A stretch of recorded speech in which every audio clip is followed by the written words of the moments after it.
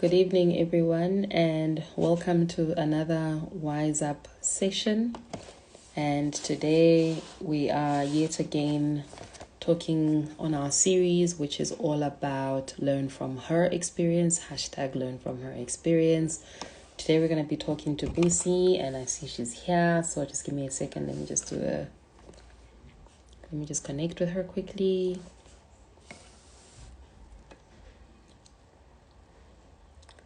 And yeah, we're talking diversity, equity, and inclusion today. Just waiting for Busi so that we can connect.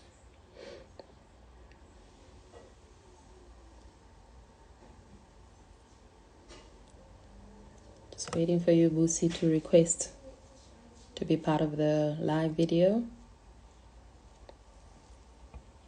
There we go. And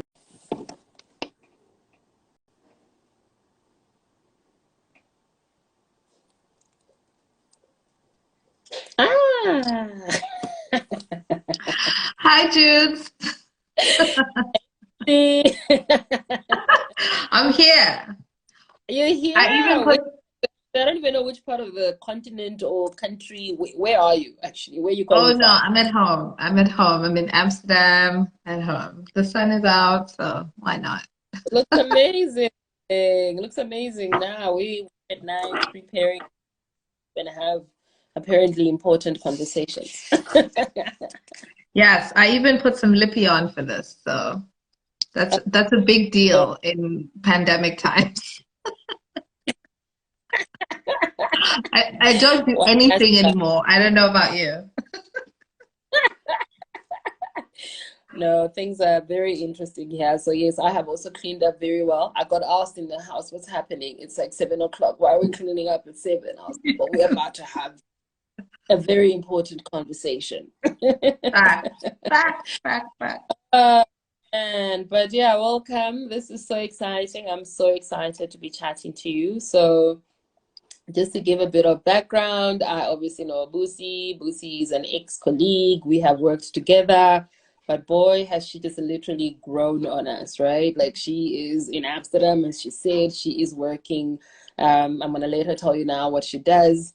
But my interest was when we started talking diversity and difference. And what I used to think was diversity and difference was just literally, I don't know, I suppose race, or being female or whatever the case is. But every time I spoke to you, you kind of just opened my mind you expanded it to all these other things. And I was like, say what? And you do what in interviews, And I suppose I knew about this thing. We've been in those positions where you have to hire people and, and you have to think about whether they're going to fit in or not. So I think it's a really important topic. I think we've got a lot of people that have differences and they don't know how to work it in the workplace, or people that own businesses and they don't know what to do when they're hiring people and what this actually means. So before we get into it, tell everybody quickly who you are and what you do, man. I know who you are, but Sure. Busi, I actually just finished my last day at Uber after almost 6 years. My last role there was the head of global people development, and really I was focused on teams and how do we hold space for teams in terms of inclusion, but also in ensuring that they perform at their highest level. And these two things are not separate, they are connected. And that's what we're all trying to do, right, with the diversity work that we're doing now. So right now I'm unemployed, having a little bit of downtime before my next adventure, where I will be moving to be the first global head of diversity and inclusion for Deliveroo, which is a food delivery business based out of the UK. So congratulations. That is awesome. So you're in this space, diversity and equity and inclusion. Gosh, it can sound like such a mouthful. Share with us, what does it mean and why is it important? Yeah, I think I love that you had that as a question, right? Like, what do these terms mean? Because words matter in this space. Like, they really do matter, and have to get to a place where we have shared understanding of what we mean by diversity, by equity, and by inclusion. In my work, I try to simplify the terms. So this very academic and a variety of different ways to define these concepts. But one of my favorite definitions of diversity is the fact of human difference that may make a difference. Oh, to wow. me, so simple and yet so powerful, because it creates a wide space and a wide range of the types of differences that could potentially make a difference in how we interact, how we collaborate, how we work together, how we evaluate each other, how we give each other feedback, all of those things. And I love that it holds space for so much more definitions than perhaps what we used to. When I think about inclusion, for me, inclusion is the how, right? Like the diversity is the what of it. Like who's in the room, what are those differences? But how do we make those differences sing? How do we make them work together in a cohesive way that impacts the individuals positively, the organization positively, the society positively? And so inclusion is that intentional way, those actions that we take to make everyone feel valued, feel seen, feel understood, and feel like they really belong to the space. So it's a verb, active. And then equity is for me, it's really this, it's the acknowledgement that everyone's starting point is different. Everyone's needs are different. If we know the golden rule, right? Like, treat others as you would want to be treated. It's like, no, equity is treating others as how they want to be treated. What are some of the barriers, the obstacles, the things that they have faced, then have experienced that make this experience different for them, and how do we account for that? So that acknowledgement and intentionality is also there in equity. Sure. I hope that's like simple, because I try not to stay away from the academic terminology. Oh, I love that. The fact of human difference that can make a difference. And I think we're going to speak a lot about that. But I think, in your opinion, I mean, you're working in diversity, you're moving into another space, diversity. We're in South Africa where we know you know, but you're actually been working that makes you diverse already, right? It makes you different. Working in Europe. What is the most challenging aspect of working in a diverse environment? So this is fun because for me, I always, when I work with leaders, so like I want to make my organization more diverse. The very first question I ask them is their appetite for conflict. Because that's the biggest challenge for, the more diversity you have, right? And if you want to leverage it, I mean, you can ignore the differences in people, and we've seen how that's worked out. It makes people frustrated, unhappy, and they leave when you don't create space for all of their difference to thrive.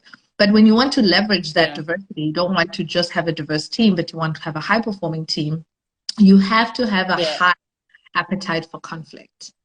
It's such an interesting challenge, because I'm a personality type, and I think you are as well, Jude, that thrives on conflict and disagreement. Like, let's debate, let's argue. I want to hear your perspective. I want to hear, you love that.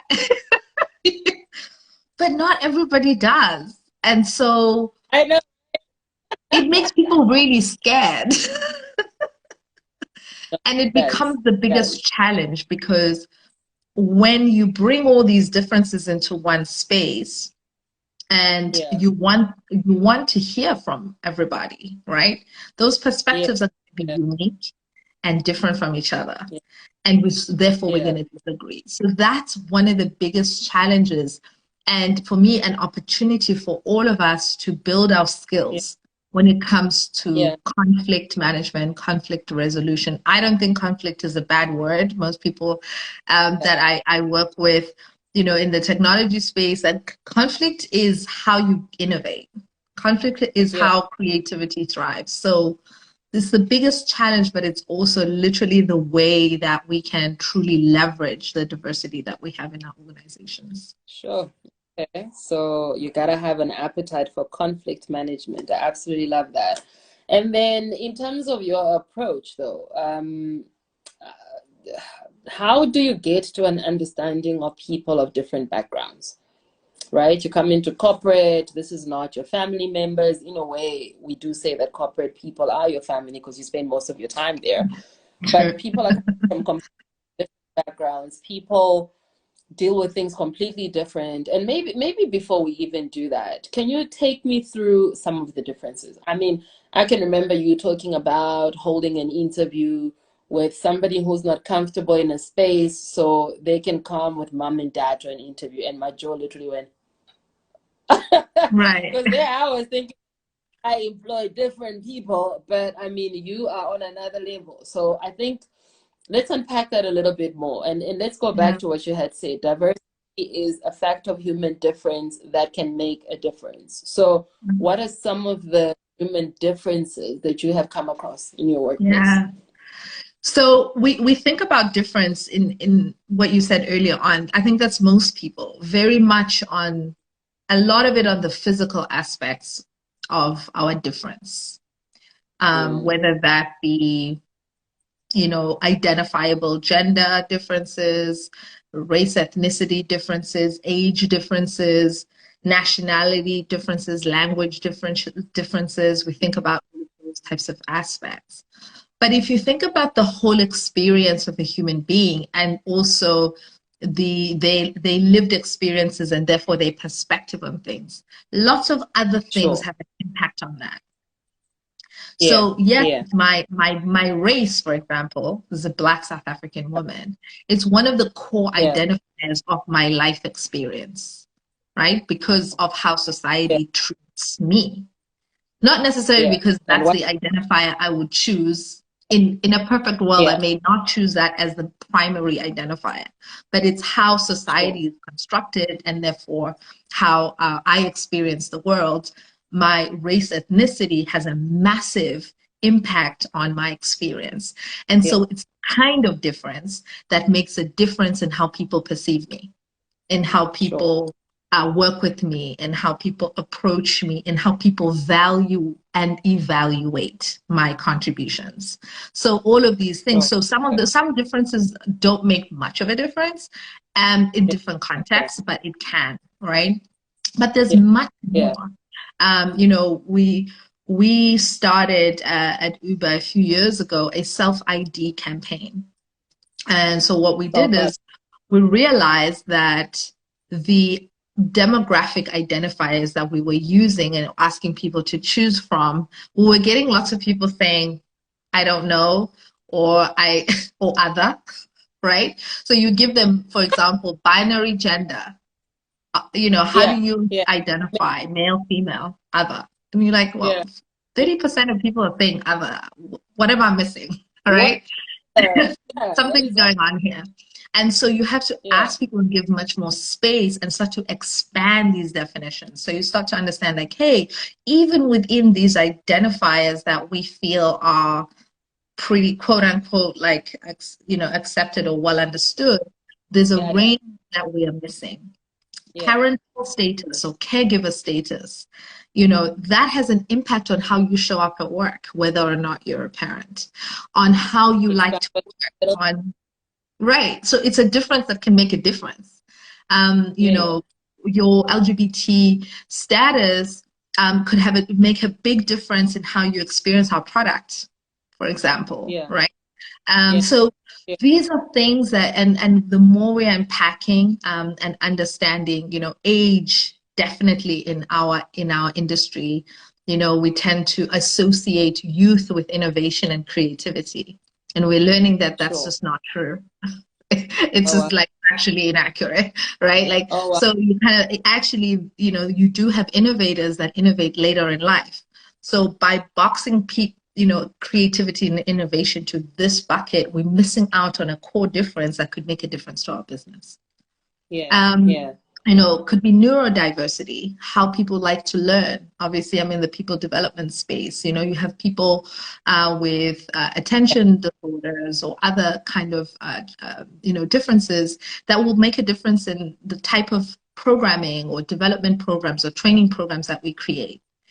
So So tell It's me never ending, a but bit more about, yeah, no, it's a lot. Like as you said, you've expanded on it's not just what you see, it's all the other ones. But I want to go on the one that you just said now, neural diversity. yes. Tell me more about that. So neurodiversity is really how one, kind of processes or takes in information, learns. And so if, Mm. for example, you're not accounting for all the different ways in which one might want to learn or even experience, like in the work environment. So the example I gave was if you have attention deficit disorder, right? And we have an interview process that forces you to sit and code for 5 hours straight, right? Sure. We disadvantaging the individual who may have gotten to, put together a really great product and like really, solve the problem because you're not allowing breaks or you're not, just how it's structured, the actual interview Sure. process. Yeah. Forcing Yeah. one can focus for 5 hours and that's okay. It's like, is it okay? Like, is it okay? And if our intention is to get the best, we have to understand that best doesn't always look like the person who can sit for 5 hours. So we have to also be expanding the ways in which we get to best. Wow. Wow. Yeah, I don't think that yeah, look, I'd love to know where we are as South Africa in terms of, as you're saying, when we are employing somebody, whether we are looking at, as you said, are we binary right now? Are you male or female? Or whether we are adding other. I mean, this is we just finished a project now where we had to do research. And the client asked us to. And it was weird because then I was saying to her, so because we want to make the study representative, right? You're using data that kind of defines South Africa. And generally Right. that data tends to be binary, right?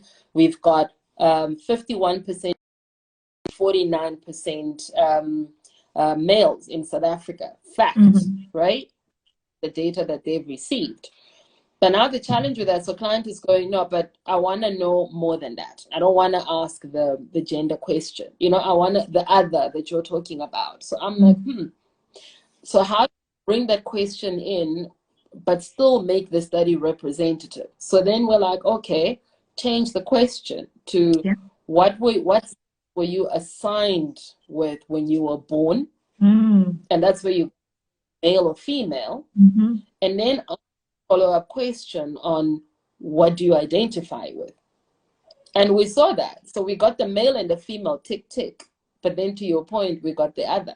You know what I mean? So it was really, look at that. People actually say that they're other. So how do we as companies, it's not as easy. I mean, this is why we're talking to you, right? Because you're able to do this. But was Uber or the other companies that you work with, was this a policy already that was there, that we would be looking for people, we would hire people that have difference? Or is it something that they're growing to learn as you guys are going? Yeah, it's Or definitely the latter. Definitely the yeah, latter. I as was you in the go. organization for 6 years, and many people might know about, Uber's quote, best year yet, best year ever, 2017, where, we had a really, really unfortunate incident that went literally global, right? It was a massive scandal in terms of how, particularly our engineering org at that time within San Francisco was Yeah, experienced by female engineers.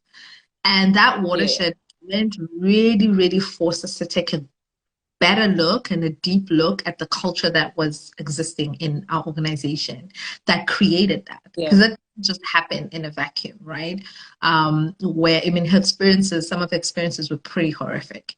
yeah, And so it wasn't the beginning of the work. The work had started actually 2 or 3 years previous to that with employee resource groups and affinity groups, where the organization was growing so fast and so big that you had pockets of of employees who didn't feel like they were fitting into the culture, and they were being treated differently, and there wasn't any policy around how do we account for these differences and make sure that we have safety for everyone. It was very much like, we're a meritocracy, just do your work and everything will be fine. But you cannot divorce the individual experiences of these employees and everything they bring into what they do and the work that they deliver. And for me, that's like where organizations need to start. Like, you need to start humanizing the organization. It's not just HR that's supposed to be focusing on the people. It's the entire organization needs to be designed for the people that make the work happen. And what's gone on is that people have changed. More freedoms have been allotted to more people. And our organizations have become more diverse in a number of different ways. But the organizations themselves haven't changed to accommodate for that difference. Then that inevitably happens, because it's like, well, how do we fit the square into this round hole? It doesn't fit. The round hole has to change. And I mean, you bringing that on, you talking about neurodiversity, you talking about if somebody's got an attention deficiency and you're putting them to work in a space that requires like a lot of attention, you know what I mean, that you're actually pulling them out. But then that's a whole new skill that you need to learn as a manager as well. So to your point, how are you as an organization helping this on? There I am in an interview, as you're saying, unfortunately, it's almost like it always is HR, right? Because the questions have been set and you're trying to interview this person and you start seeing that maybe there's an attention deficiency, to your point. Generally, that's really like no, this person is not going to fit in this organization. But to your point, more people are becoming diverse. So what do you do as an organization when you don't even know when to see the differences, when to see the signs of difference? And how do you know when difference is a positive for you or something that's just not going to work for you? The simple answer to that question, and it's going to sound like almost insultingly simple, but I don't mean to be insultingly simple. You have to ask the people. Oh, I love that. This doesn't come out of nowhere, right? No organization just says, you know what? We need a diversity team. We're going to hire a diversity, equity, and inclusion leader.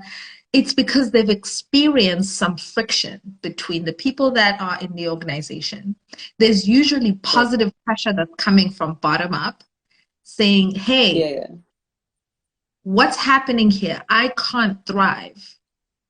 Things are holding, something is holding back my advancement and my progress. And I don't understand why my experience is different from other people, right? And we have to actually, as organizations, literally start to ask ourselves the question of, how can we show up more fully for you, employee? And force that makes this organization happen. What are we not considering about who you are? Not just what you do, but who you are, that can make work more engaging, more fun, more passionate, more connected, more productive. And when you ask your employees that question, trust and believe they're going to answer the question. And if they don't ask the question, they're going to complain. You can actually look at all the different things that they've complained about in the past. You can look at ways in which we've discriminated against candidates and, oh, we didn't mean to do that, but sure, but you didn't take that input either and make significant changes to your process to help to make sure that that doesn't happen again, right? So we have to sort of, as an organization, the first thing we do is we have to create a space of safety where people know that they can say what's on their mind without retaliation, and that this is a truly authentic, intention from the organization to get better. Then you have to ask your employees, And it's crazy how much you will learn just by doing that. So when I said the self-ID campaign, that was over a few years. The first Okay. year, only, I think, less than 10% of the organization actually filled it out even. And Okay. then we had to find out why. Why didn't you fill it out? We did some interviews. It's like, because I don't know why you're asking me all these questions. It's like, oh, we Yeah. asked questions because Oh, yeah. we realize that we are not accounting how we create our benefits. It's not inclusive. How our, Oh, wow. we're only thinking about one group of people and not this group. How we design our offices is not inclusive. That's why we want to know as much as possible about you so that we can make sure that your experience as an employee from day one, and from day zero actually, is as productive as possible. Oh, okay, then I'll tell you. And the next year it was 30%. And this past year it was over 50% of the employees that filled it out. So you have to keep explaining yourself and really soliciting that input and iterating as a process and a long journey. If you think you're going to get this right in year one, you're wrong. You're definitely Yeah. going to have to invest in it for the long term. Sure.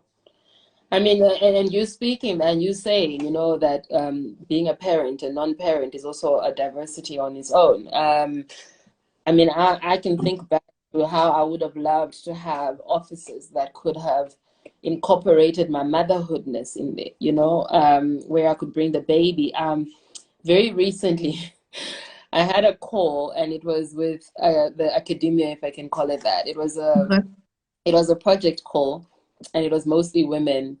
And I literally, so there's like this bzz sound that's happening, right? And it's coming from me. And then the ladies are like, Judith, what is that sound? There's like a sound that's coming from your side. I just had a baby recently. And I'm like, I am so sorry, but I have to pump now.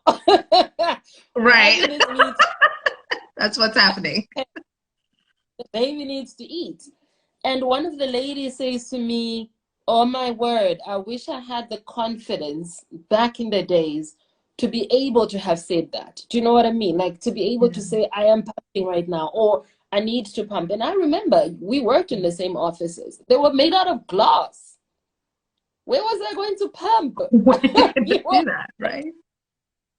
So there you are, as a poor employee running to the car. You better hope that your pump has even got a battery. You know what I mean? And you are pumping in the parking lot. You are super stressed. It means you're never going to pump even properly. But you need to get this milk out of you because, again, the work is not designed to fit a mother in. And I think the cool thing about COVID is it's now separated that, right? Because we're working from home. So I'm able to do Yeah. that. We'll have a conversation. But my whole point of the reason I was able to do that, the reason I was able to have the confidence to say, sorry guys, this is what I'm doing right now, is because I saw another powerful woman, and I always forget who she is, but I think she's a prime minister, and I can't remember whether it was New Zealand, when she's in parliament and she takes a baby and she breastfeeds. And it's a Right. happened there. But by her doing that, she just empowered women around the world. You know what I mean? Because I was like, man, if she can do that in parliament, I am doing it over a Zoom call. You know what I mean? Like, this is what I need Exactly. to do. So Exactly. it's going to take us. Go ahead. Go ahead. I was saying that's such a great point on how we can be advocates. Because people Yeah. think advocacy is like doing the work that I do. Like, oh, I have to be a Yeah. DEI practitioner, I have to be training people, I need to be facilitating, I need to be changing Yeah. systems and processes. No, it's authenticity. Show up Nice. fully as you. And when you Yeah. do that, you give permission for other people to do the same. And Oh, I without love that. knowing it, you are a role model. And of course, the more seniority and credibility you have in the organization, the more powerful and impactful that Yeah. message becomes. So we need to use our positions of leadership responsibly by remaining authentic, not trying to twist and turn and change ourselves into all sorts of things, because all we do is we validate imposter syndrome when we change everything about ourselves when we become leaders. We have to do the Oh, wow. opposite. Stay true to who you Yeah. are, because that's the thing that got you there in the first place, and it's the thing that's Yeah. going to make the cake bigger for even more people to partake and to participate, right? And for me, Yeah. that was like always something that I kept for myself. Like, I'm going to be me. I'm going to show up as fully myself. And it's insane how many times people say, because of this, because I saw you do this, or because I saw you say this, because of how you show up at meetings, because of your vulnerability and your openness, you know, then this, and it made me feel more confident to do this or to show up in this way. So it's such a great example of what you did. And guess what? That's gonna have a ripple effect. You pumping that day Right. gave somebody else, Hey. like, you know what? It's okay to do this. I'm still working, ain't I? Right. Olu- Right. almost the same concept as adopting internal stakeholder democracy. I wish you can expand a little bit more on that, Oluse. Are you able to type a little bit more on adopting internal stakeholder democracy? Because I think the whole point of this Wise Up is for us to share what we know, and you know, and again, everybody who's here, please feel free to ask the questions as well. Any question you have on difference. If you just joined us, Busi has been working in this environment. She's defined difference for us as the fact of human difference that can make a difference. It is beyond just race. It is everything. I mean, you proper expanded on what that can possibly be. So how do you handle a situation, and I think everybody wants to know this, right, where a colleague was being either culturally insensitive, sexist, racist, homophobic, name all the other differences. You know what I mean? How do you handle such a situation when it's happening? Yeah.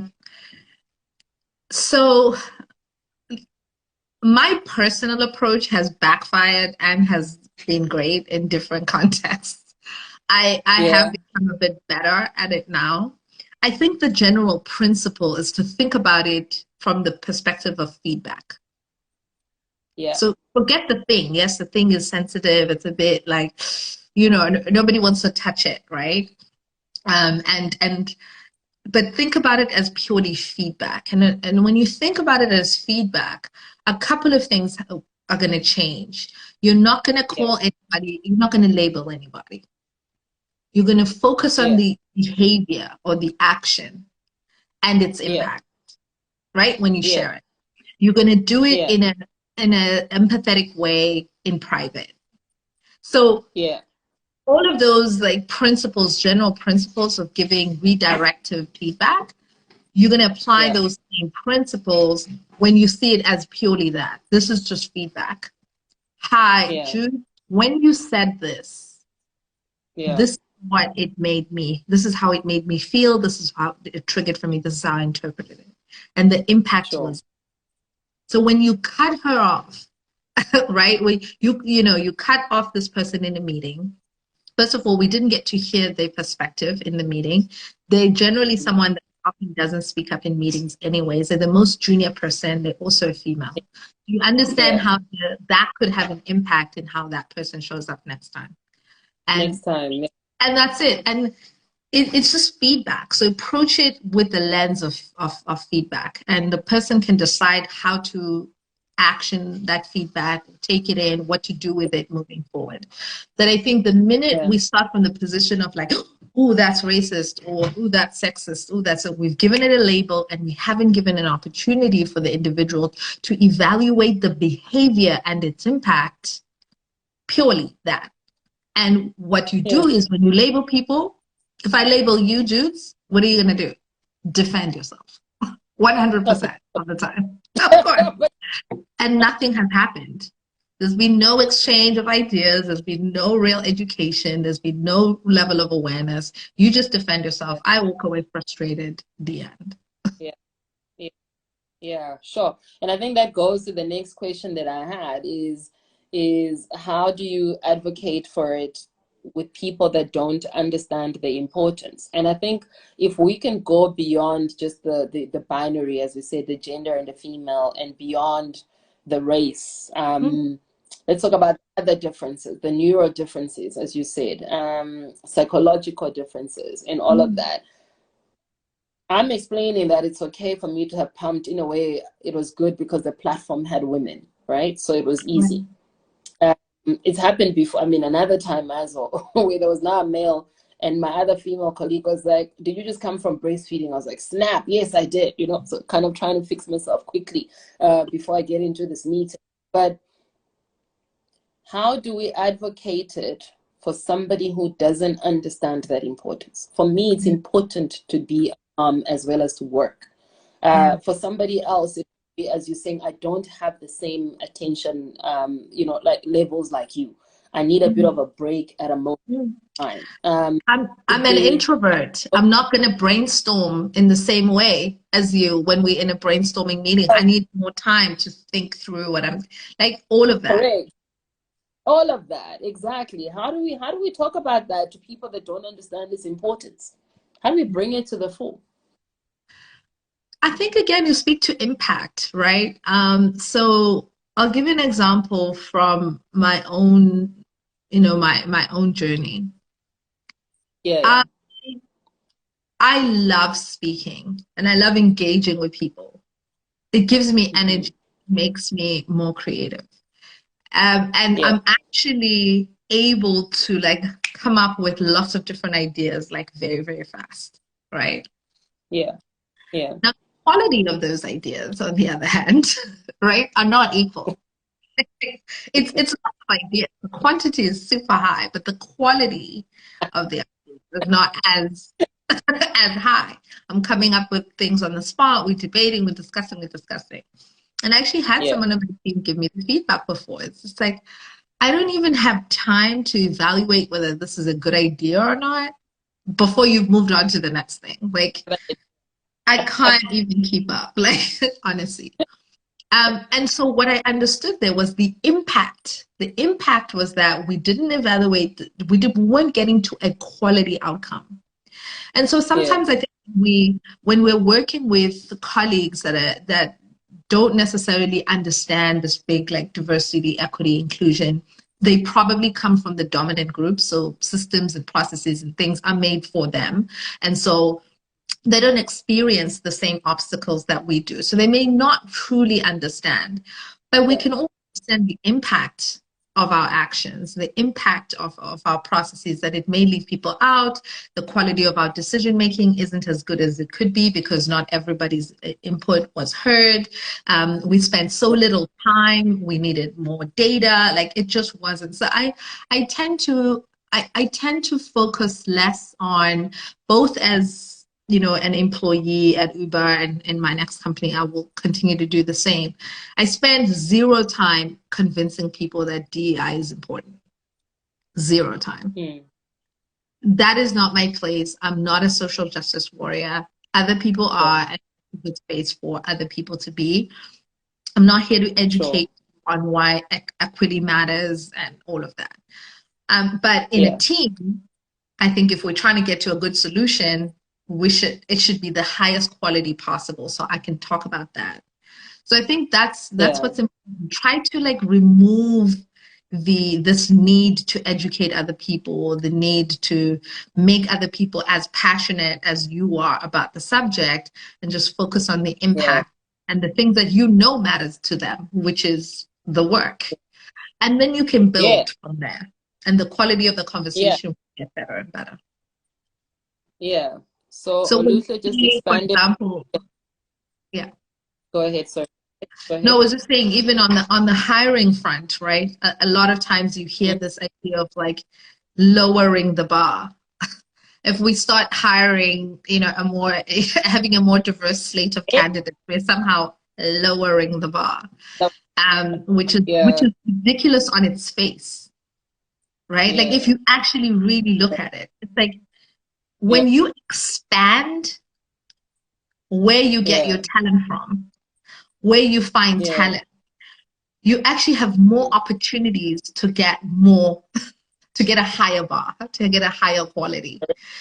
If you narrow, you have a lower chance of finding the highest bar. It's just like not even logical, but people use it as just a thing to say. So again, focus is just on the impact. Well, the impact of this recruiting process is that it means we'll only get to meet 5 people. We have to choose from them. But if we expand it, we get need 50. More people. Yeah. And Yeah. that increases our chances of finding the best candidate. Yeah. Yeah. No, I think at the end of it, laziness then creeps in. Oluse just said adopting an internal stakeholder democracy is kind of like creating a space for employees to take decision-making processes. Absolutely. I completely agree. And I think, as you said, all it is ask the people what's their difference and how can we possibly help. I mean, I gave an example in the video that I put out. You know me, I run strategy meetings without shoes. Right. And that can literally disarm people. And I'm not talking just to us at the same level. It can be executive. Man, I don't care what level you are. You'll even be a president one day, and I'm going to run a strategy with you. Because that's just who I am. That's just how I feel comfortable. That's who you are. No. I can do flat shoes. You guys saw it. I took them out as well. It's not who you are, though, Jude.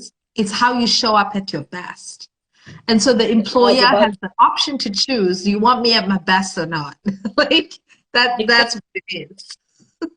And as you said, it's about impact. So did you get what you wanted out of the strategy session? Yes. Do you want to focus on the fact that I took off my shoes, or of the fact that we actually got to where we need to get? And I think what you said is so important about when the seniors, the executive, kind of give you that idea that it's okay. Down. I just didn't do that, by the way. It didn't come out of nowhere. My previous company, I saw my ex-boss, like proper executive, right at the top, on the top floor. One day, walk around the whole company with his socks. And you know that moment where you're like, oh, he does it too. Right? Like, but I haven't done it at this moment. I'm still young. I'm still an intern, but I'm just watching this top dog of the company walking around doing that. And then I saw my line manager kicked off her shoes. And I was just like, yo, I'm not alone. My difference is not just me. There's actually a whole lot of us that are different. Correct. Seeing it with everybody else into that, hey man, this is the best of me. And I love that everybody's saying, yes, it's about showing up at your best. Yes, I show up at my best when the following thing happens. But I think, as you said, it also starts in the interview. So we need to start having those conversations from the beginning. Why are we shying away about talking about our difference and then feeling uncomfortable when you're in the workplace and you want to take off your shoes, but you're just kind of like, oh, I can't do that because then people are going to look at me different. So the whole thing about focusing on impact rather than the difference is really life-changing, isn't it, for an organization? Absolutely. It's crazy, and it will inform those processes, right? It will inform those practices as well, because you know, I'm really proud of where as an organization we kind of landed, at least at my previous organization. I have to keep remembering it's my previous organization, landed on hiring, and how we would ask people as part of that process. Like, we actually make sure to ask people some of these questions. Hey, would you like to speak to someone from an affinity group?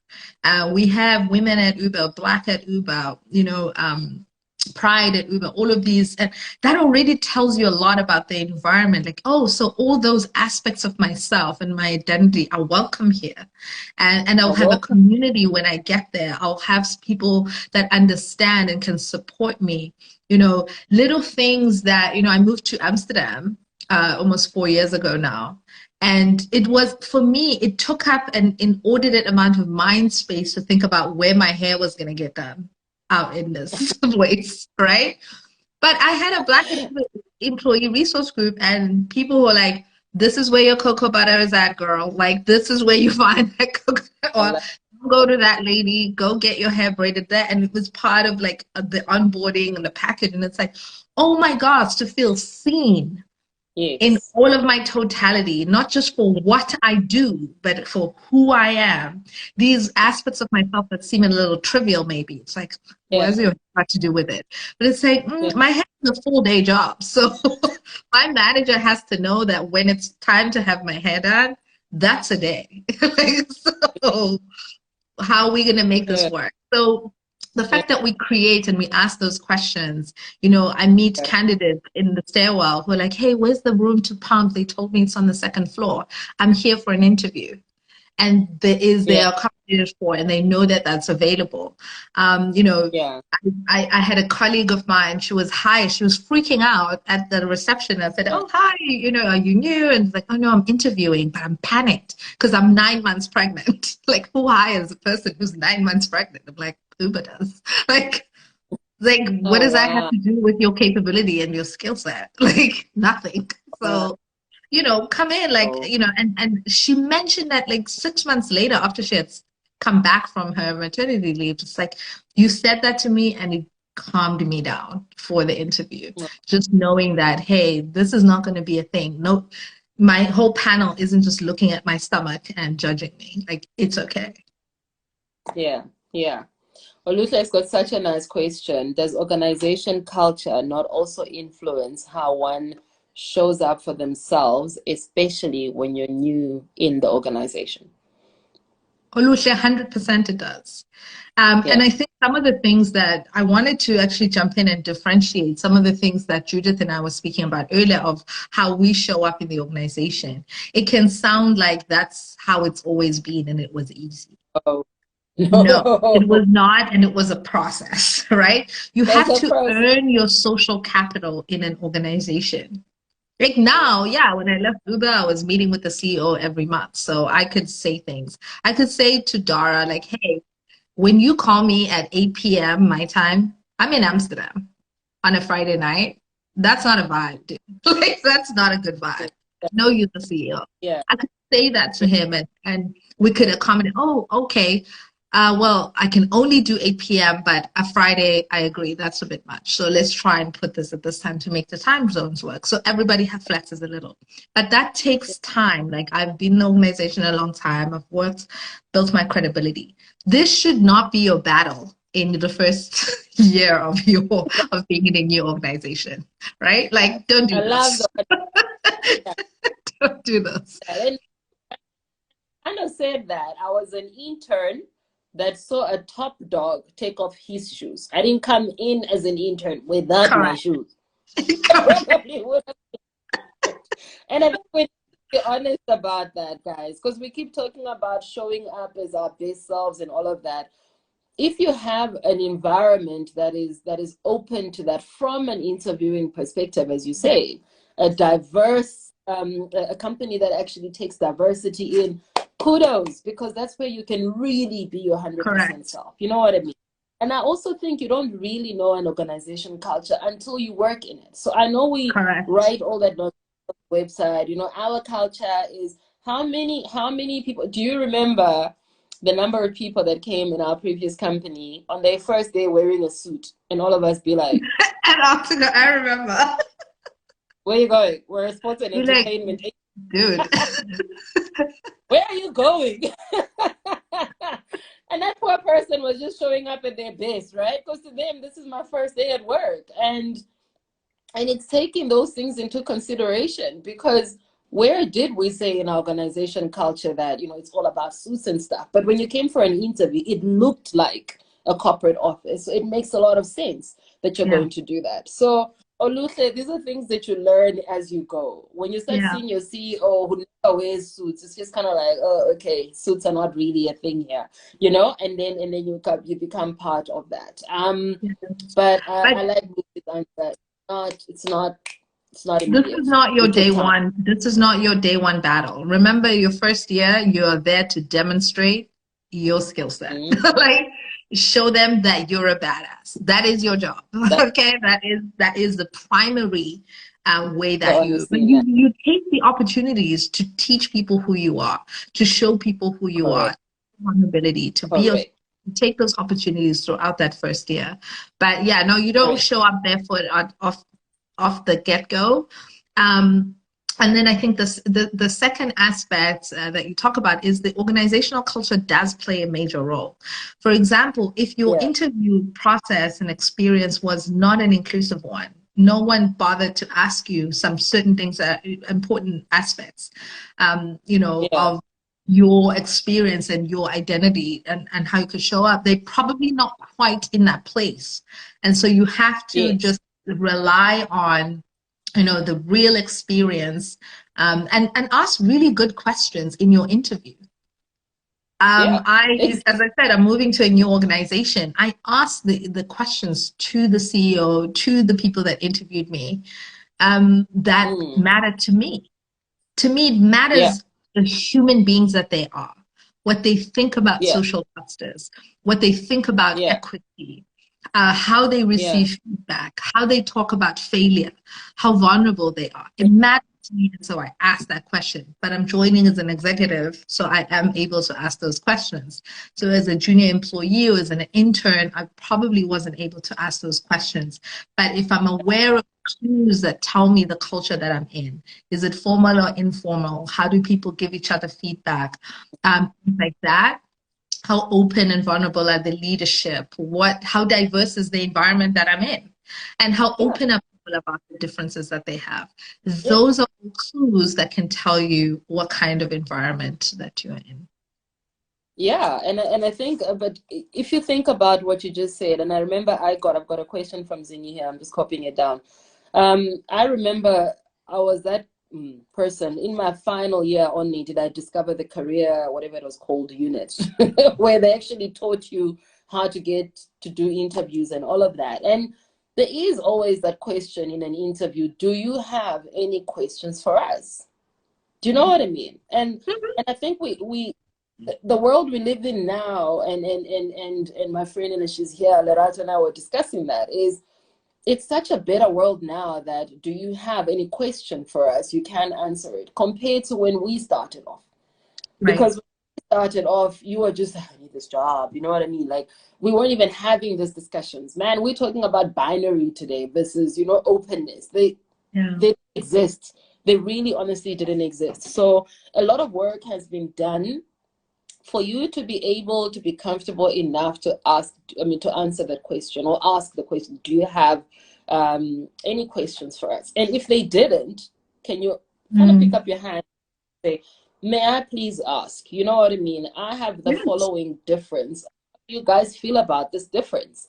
Let's have the conversation right there and then, because I think we try to fit in so much into corporate culture that it actually messes us up. So let me get Zingi's question for you. She says, how do you balance between openness to diversity and culture fit? Oh, I like that. It's a great question.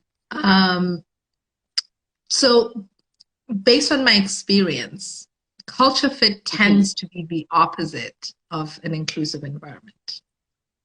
And I'll tell you why. Culture fit is code for sameness. Sameness. That's all I could think. All right. It's like, is this someone who, no matter how you craft it, I just felt a real kinship to the person. I feel like I could go to drinks with this person. I could hang out with this person. The person feels like a friend. That's because they're a lot like you. That's why. So we have to strip that back. Actually, Uber is one of those organizations that used to hire for culture fit. Literally. Yeah. It was one of the criteria which we evaluated on. This person would be a culture fit. What does culture fit look like at Uber? It means you can hustle. It means that you're fierce. It means you big on taking risks. You're outspoken. But it was proxy for bro culture, for extroversion, and that's what everybody looked like. That's what everybody was. And they also tended to come from elite schools and be male. Okay, great.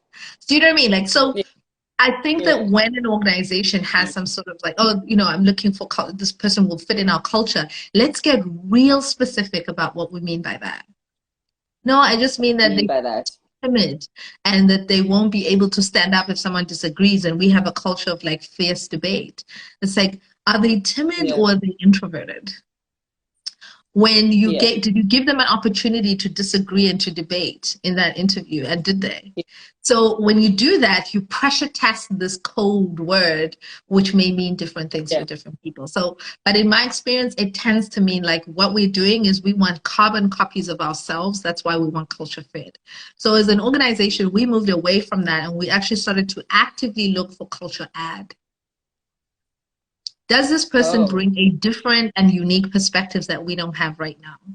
And actually, the Uber hiring practice is that as a hiring manager, you hire someone that is better than the people that are currently in the team in one aspect or another. Because what you want to do is continually elevate. Someone that is intentionally different in their perspective, in their experience, in their background, so that they can come in, shake things up, bring more conflict, and therefore bring more innovation, creativity, and better outcomes for the business. So you've got to kind of balance those things. You don't, Judith and I disagree on a lot of things, but we still like each other. So a lot, right? So, you know, being the same does not equate to like, oh, we can't work, we can work together. Being the same does not mean we can't work together. Yeah. And in fact, I hire on that. I hire completely on somebody. Can you imagine hiring somebody who's like me? You're going to be arguing the whole day for nothing. It's too much. Too much. You know, so look for people that are different. And as you're saying, that are also going to elevate. And I remember going back in my life where, you know, you start off and you get given the hiring powers. I've had to go and explain the person that I've hired that's about to come in, because they are so different. Right. But in the interview, I felt like, man, this person is so different. And I love the word that you just used, culture add, because it was that. Is they're going to add a new spice in a space that is just too same. So I look for those people. I look for the person that you would never hire under normal circumstances. I look for, and I mean, we're in South Africa now, and and time is never on our side, because I see we've got about 3 minutes left of this. But there is so much diversity in South Africa, even within the Black people. 100%. Or even the white. 100%. Right? There is such a difference between an urban person and a rural person. And there's such a difference between an urban person who lives in X space to the X space. You know what I mean? So everybody comes in with their differences. And I still haven't found the answer to how do we do business in Africa? What does that actually mean? And what I mean by that is that sameness, that culture fit that you've been saying has led us to not hire people because they didn't look at us in the face when we had a conversation with them. Right. Because they didn't stand firm enough, you know, when we were shaking their hands. We are here again in the culture fit. We've created the standard that people actually need to fit in. How many of those people have we let go and we never hired because they didn't do that? And sadly, as you said, had nothing to do with impact. Right. Nothing. Just because you didn't look at me in the eye didn't mean that you can't do the job. Yeah. But I didn't hire you. It got nothing to do with your expertise, your skill, and your impact. Nothing. It's something that you've created as a standard that apparently people have to look at each other in the eye. So I think there's a lot that we need to learn, especially in Africa for me. As I'm saying, what is it? What does it look like to do business in Africa? You spoke about hair. Hair has become a thing now. You know what I mean? Where people are being accepted for who they are and how their hair is. And it's not necessarily tied up and all of that and what you actually expected. There's been a lot of cultural movements, you know, that have kind of come in to help us celebrate this difference. It's important that you're also saying that if the organizations themselves are not changing, though, we're faking. So we're bringing you in. Yeah. But actually almost like setting you up for a fail as well, because you're struggling in our space. It's exactly that. And a lot of organizations are doing this. I actually saw one of the question around the challenges and criticism. I think the challenge is actually is more that organizations are well intentioned and they want to see change, but they don't want to change anything about themselves. No. And it's like, well, you can't see change then. You got to change something about yourself. And so when it comes to hiring, for example, we hire for difference, but then we onboard for similarity. So we say, oh, we love that you're so different. And but then you arrive in the organization, no, but just be just like us. Like that's a lot now. Yeah. What And is supposed to be now? we're missing the value of the very difference that we spend so many dollars and so much time recruiting, attracting, and bringing it to the organization. We don't get the value and leverage it. And therefore, we never see the impact of that difference because we never gave it space. And that's why the conversation has moved on from diversity. It's like, yes, we need to unpack them and create space for more layers of difference to exist. But actually, we need to focus on inclusion, inclusive in climates, inclusive environments, inclusive practices and systems. And that means change, people. That means change. That means organizations are going to have to change because our current systems, our processes, our programs give us same as a result. And that's, absolutely. And if it's giving us the same, something's wrong with it. It's wrong with it. But we just didn't get here. It's taken a lot. It's taken a lot of experience to get to a space where you can tell us this. And I think, I've learned so much today, so many buzzwords in my head that I maybe just didn't know what they were. But because I was different and you are different, and most of the people we know that we worked with are different, we can talk about our experiences, right? And then I think I loved the honesty that you gave, Oluse, that it's not easy. Please don't hear us. We're not here saying that, yeah, it's just easy. You're just gonna walk into an organization, you're just gonna be different. It takes time, it takes grit, it takes really knowing who you are, you know what I mean, to be able to speak about your difference and really get the organizations to change. And we hope that in South Africa, there'll be more of you, Busi, because I don't remember any company that I worked for that had a diversity, equity, and inclusion, you know what I mean, person who was actually there championing the cause. I think if I may ask you the last question, unless the other guys have got a question, is, so how do we eliminate this bias from our hiring process? Because I think we've spoken about that. Like the culture fit means that even though we're looking for difference, but we're actually still wanting you to be the same. It started with one, which was, let's not ask people about just male and female. You know what I mean? Let's open the binary conversation.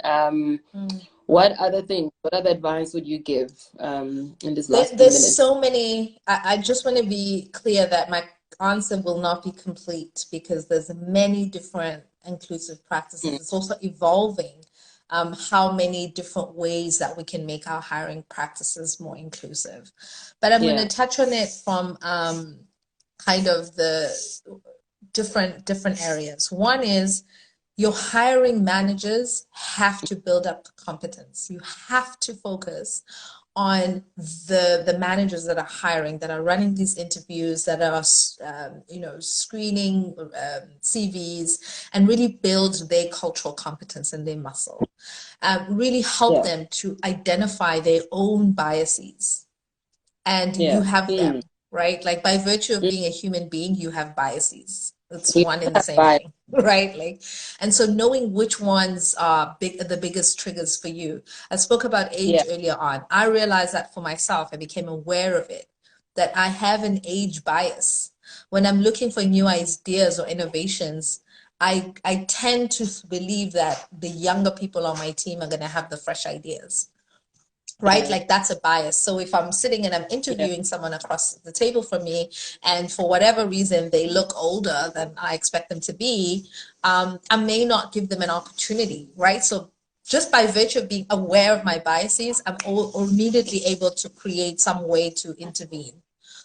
So really make sure that you are equipping your hiring managers with the best skills that they can, both from an individual perspective, but also creating a good support system around them. So the recruiters that they work with, that, you empower the recruiters to say, hey, hiring manager, I know you really, really need to hire someone and you're strapped for time and this role has been vacant for 3 months, but we want to give you the most diverse slate of candidates possible, and that's going to take a bit more time. So you have to kind of really, empower and create greater capacity and competence.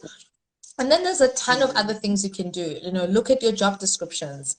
How is the wording of those job descriptions? We know that there's biases that can sit within that.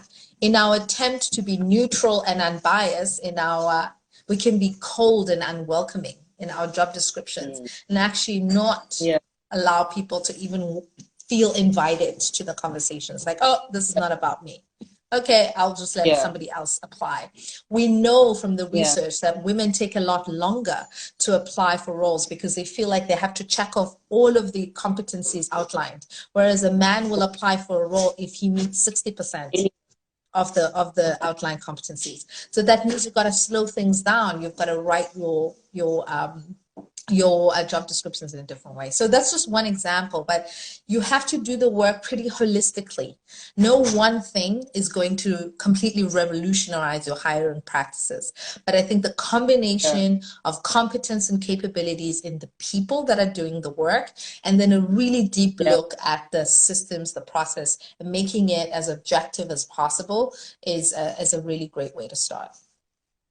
Oh, I think I absolutely love that. And I think I like it starts with the management, it starts with the organization, it starts with the hiring, because if we get rid of our biases, then the people that are coming into the organization can truly feel welcomed. Because as you're saying, if I'm hiring for the sake of diversity, listen, your authentic self is going to show up.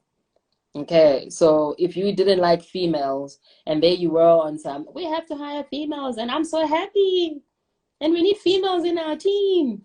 At some point, that female is going to drive you insane, and your true self is actually going to come out. So I think I like that about, let's train each other on biases. Let's look at what our biases are before we even go out and open ourselves to these diverse people, and again create a culture fit that is just actually just sameness and not really letting people be. So yeah, I think from my side, I'm all good. I see a lot of wise words, Busi, from Bay Daytona. I think if I can say that. Sunflower says, that's so true. Mary says, great insights. Olusia, I think we answered your question in terms of the challenges and criticism, because Busi saw that. Zingi, I hope we answered your question between the balance between openness and diversity. And I mean, comments like, it's how you show up, indeed. Creating spaces for employees to take part in decision-making processes, which is so important. And I liked your journey where you said we started off and it was at 10%, then it was at 20%, then it was about 50%. You know what I mean? Like, you're not just telling us that you had an organization that just changed, that just became inclusive. It's a process, yeah. It's definitely a process, and I think if you are committed to the journey, then it's a truly, truly enlightening, insightful journey for sure, but it's so rewarding as well. For me, that's what makes the work worthwhile. People who would never have seen themselves in certain positions, or having certain opportunities, not just have those opportunities and take them up, but thrive in those opportunities. It's seeing the business impact of, as I said before, my role was at the team level. And honestly, it's like a lot of it I found in our organizations, like, a lot of our problems are around conflict, which actually is a really great thing, because it means we have a ton of diversity, right? Like we have a ton of diversity, that's why we have all this conflict. But now it's just about creating like safety for everyone and trust amongst each other to make it more inclusive. So it's, and okay, now from that we learn something else. And we keep developing. I'm a people development professional first and foremost, and now venturing into like fully a D&I role. So my approach is always developmental. It's growth mindset. You can learn. This is not a special skill for special people. Being inclusive is a human skill that every single person has the capacity to learn. And as we develop more empathy for one another and more care for one another, we can absolutely build the muscle to be more inclusive of one another as well, and bring everyone into the inner circle. I love lots of circles, lots of hearts coming out of that. Absolutely love that. Parting shot, who has some kind of difference. I was hoping people were going to tell us what their difference is. But part in short, for somebody who has a difference, like Judith, who needs to take off her shoes, when she's doing a strategy session, what do you say to those people that are different right now in an organization that might not necessarily adopt their difference? Yeah, I want to say that, I've been reflecting a lot about imposter syndrome specifically, right? Mm. Which is, it's like a plague, this thing, right? It stays with you no matter how hard you work or how much you achieve. You always feel the sense of not quite belonging. There. And for the first time in my life, I actually am starting to see the lens of imposter syndrome from the other side. That you feel like an imposter because you're operating in a world and in an environment that isn't designed for you. It isn't designed for all of the uniqueness that you are. That's why you feel like an imposter. So I'm learning to lean into that. It's like, what are those things that make me feel like an imposter? They are sometimes the very things that I hide from my team, from my direct reports, from my peers, from my manager, but they are actually the very thing that have the most value to add. It's that perspective, it's that experience. Zingi's on this call. We did a lot of work in cricket together. Her and I, one of the producers and the presenter were like four women in the entire 100-person production team. But our unique perspective and experience as women and what women were interested in the game of cricket differentiated our offering from other production companies and attracted a different kind of sponsor and a different kind of brands to our product. And so that uniqueness was not our unique perspective, and our actual difference was not just a valuable input to a decision. It was a game changer in terms of the bottom line. So think about what are those differences of my unique lived experiences that could make this business better. Yeah. Right? And those are the differences that can make a massive difference in how you can thrive in that work environment. So don't be afraid, but take your time. Take your time, build your credibility over time, and just remain true to yourself as much as you possibly can. Because you shrinking serves nobody, not even yourself. I love that. And please don't. Please don't shrink. Yes. Yeah, those examples of shrinkage is just not going to happen. It's not an option. But as you said, it's taken us time, it's taken us experience to get to where we are. It's taken us people that have adopted or adapted to who we are. It's taken us, I suppose, validation to say we're capable of who we are. And I think for me, my part short is just know what you're capable of and just focus on that. You know what I mean? The other things are just who you are and what the difference is. But you can pull off what you want to do knowing that I'm capable of doing X, Y, Z, and I am also different. You know what I mean? So as you said, let's also do the work. So let's not just come in with difference in the office, or in the workplace. Let's come in with the skill set that we have. Let's come in with our capabilities. Let's build our capabilities. But together with our difference and what makes us different, the two of them can actually live together. And we're both examples of that. So yeah, thank you so much, Busi. Yes, it's been great. It's been great. I think we'll definitely have you back. I think it's a massive topic. Really, really is. But you've really, really broken it down for us in a way that we can actually understand. So thank you so much for that. Perfect. Absolutely. And for all the co-founders and young startups out there, please reach out whenever. We are the Inclusion Company. We really are there to support exactly young people and young founders who want to build inclusion from the ground up. And I'm excited to catch up with you, Judes, another time on other topics. And once I start my new role, I also probably will have I'll need a platform to vent. That's, you know, we've got that. Awesome. Thank you so much. Bye, everyone. This will be Bye. available in case you just, because I see there's some people that just joined. We will put this available now on our Instagram page, and we'll also put it on YouTube. Okay, so if you just joined and you missed out, please do take some time and actually watch it. Ciao.